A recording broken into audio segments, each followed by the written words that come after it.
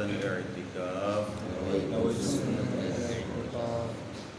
فرمان مصطفیٰ صلی اللہ تعالی علیہ وآلہ وسلم، تم اپنی مجلسوں کو مجھ پر درود پاک پڑھ کر آراستہ کرو کہ تمہارا درود پاک پڑھنا بروز قیامت تمہارے لیے نور ہوگا۔ صلو علی الحبیب صلی اللہ تعالی علی محمد صلی اللہ تعالی علیہ وآلہ وسلم۔ پیارے پیارے اسلامائیوں، جیسا کہ کل کے درس میں ہم سورہ النور کی آیت نمبر 2 کی تلاوت، ترجمہ اور تفسیر سننے کی سعادت حاصل کی تھی، اور اس میں زنا کی حد کے بارے میں ذکر ہے، اور اسی کے ضمن میں لواطت کے بارے میں بھی ذکر ہے کہ لواطت جو ہے یہ زنا میں داخل نہیں ہے، لہذا اس فعل سے حد واجب نہیں ہوتی لیکن تعزیر واجب ہوتی ہے، اور اس تعزیر میں صحابہ کرام رضی اللہ تعالی عنہم کے چند قول ہیں۔ لواطت کا مطلب ہے یعنی مرد کا مرد سے بدفعلی کرنا یا عورت کا عورت سے بدفعلی کرنا۔ صحابہ کرام علیہ رضوان کا ایک قول یہ ہے کہ اس کو آگ میں جلا دیا جائے، دوسرا قول یہ ہے کہ اس کو غرق کر دیا جائے، تیسرا قول یہ ہے کہ بلندی سے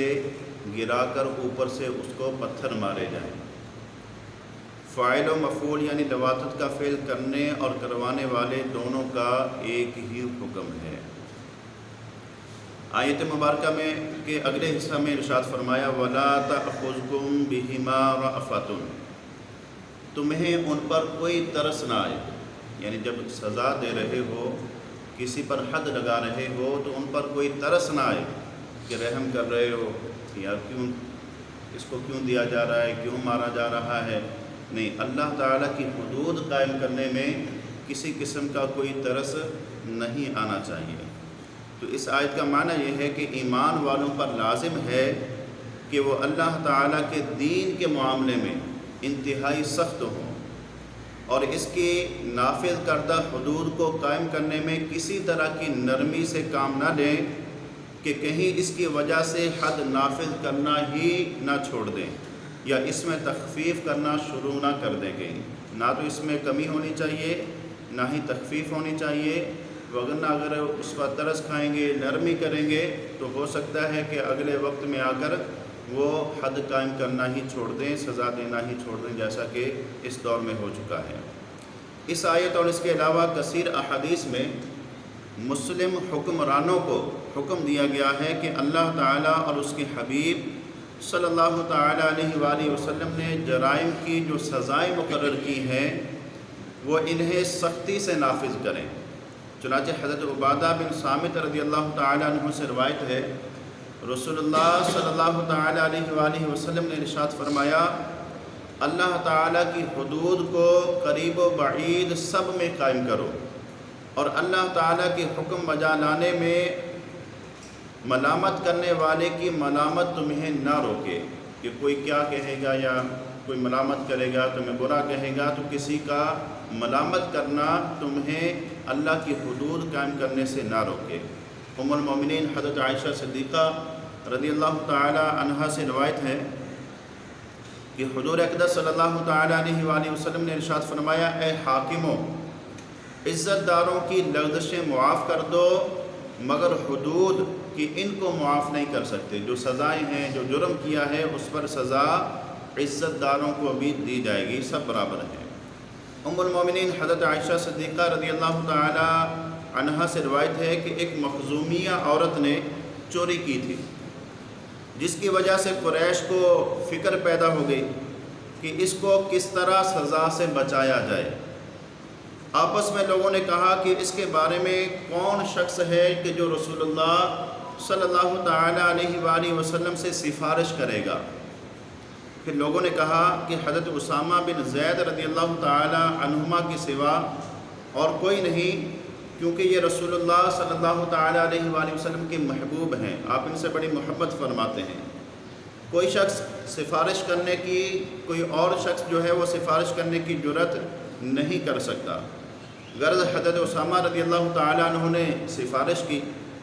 اس پر حضور اقدس صلی اللہ تعالیٰ علیہ وآلہ وسلم نے ارشاد فرمایا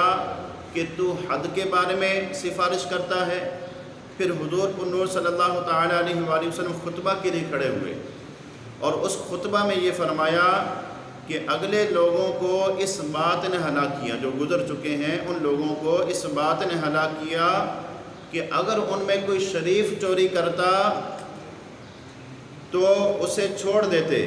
اور جب کوئی کمزور چوری کرتا تو اس پر حد قائم کرتے، کوئی غریب چوری کرتا تو اس پر حد قائم کرتے۔ اور فرمایا خدا کی قسم اگر فاطمہ بنت محمد صلی اللہ تعالیٰ علیہ وآلہ وسلم چوری کرتی تو میں اس کا بھی ہاتھ کاٹ دیتا۔ یہ یعنی آپ نے اس حکم کی شدت کے لیے بیان فرمایا کہ اگر میری بیٹی بھی اس طرح کی چوری کرتی، آپ سے تو یہ امید نہیں ہے، آپ ایسا نہیں کر سکتی۔ اللہ تعالیٰ نے آپ کو محفوظ فرمایا، لیکن یہ ایگزامپل کے طور پر فرمایا کہ اگر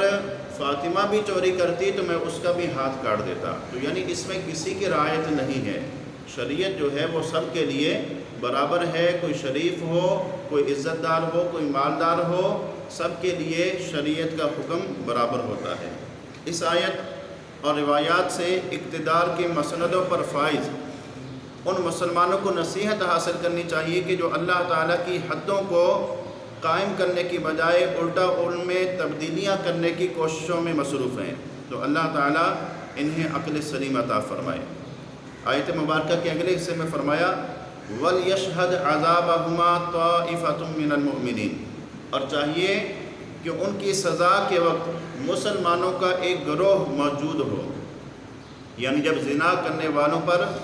حد قائم کی جا رہی ہو تو اس وقت مسلمانوں کا ایک گروہ وہاں پر موجود ہو